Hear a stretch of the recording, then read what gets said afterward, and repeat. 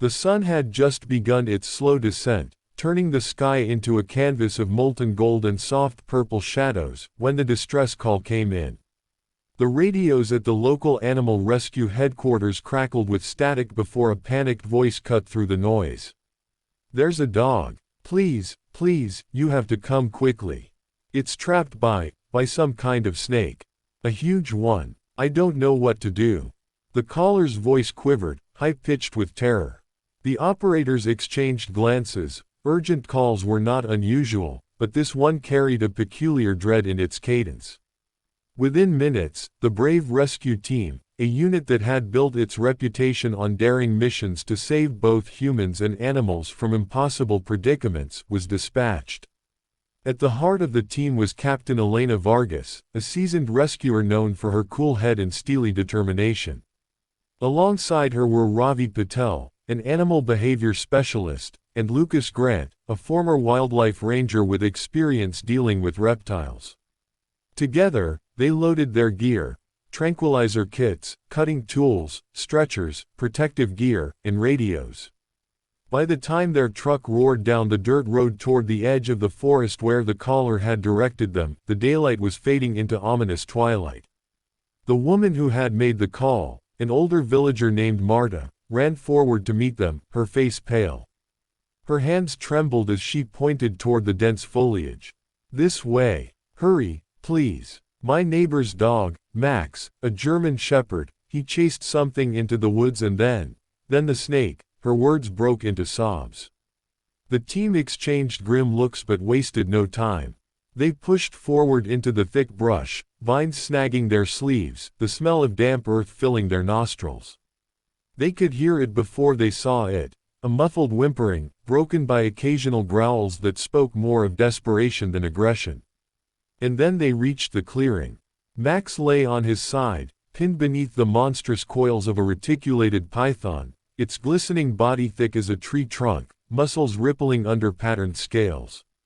The serpent's head hovered above, tongue flicking in and out, eyes fixed with cold, predatory calm. Each time Max struggled, the coils tightened, pressing harder against his ribs. His eyes rolled wildly, foam gathering at his lips as his chest rose and fell with rapid, shallow breaths. "Dear God," Lucas whispered. "That's the biggest one I've seen in 20 years. The snake was easily over 20 feet long. It had already begun its suffocating ritual, intent on ending its prey's struggle before consumption. Every second counted. Captain Elena took charge immediately. "Lucas, we'll need you to distract the head. Ravi, prep the tranquilizer. We have one shot at this before the dog suffocates." Marta clasped her hands in silent prayer, tears streaking down her dirt-smudged face. Lucas, gripping a long pole with a forked end, approached cautiously. He knew well that a python, while non-venomous, was immensely strong. A careless move could result in broken bones, or worse. With practiced steadiness, he positioned the pole between the snake's head and Max's body, pushing gently to redirect its focus. The python's eyes flicked toward him, tongue lashing. Its body twitched, tightening further around Max. The German shepherd let out a strangled yelp, his paws flailing weakly. "Now, Ravi," Elena hissed. Ravi crouched low, his hands steady despite the adrenaline hammering through his veins. He aimed the tranquilizer dart at the thick muscle just behind the snake's head and pulled the trigger. The dart flew true, embedding itself with a faint thunk. The serpent thrashed violently, coils jerking.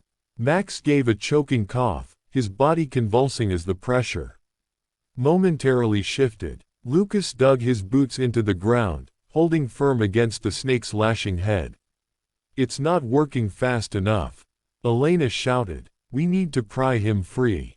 With swift precision, she pulled out a metal rod designed for leverage and began working at the coils. Each loop was like a living vise, resistant and unyielding. Ravi joined her, straining to wedge the gaps wider. The python's immense strength made progress agonizingly slow. "Stay with me, Max. Just stay with me, boy," Elena urged, her voice fierce. The German shepherd's eyes met hers, clouded with pain but flickering with trust, as if he understood that these humans were his last hope. Minutes stretched into eternity. Sweat poured down their faces as they pried and pulled, each second critical. The snake's movements grew sluggish as the tranquilizer seeped deeper into its system, but its grip remained deadly tight.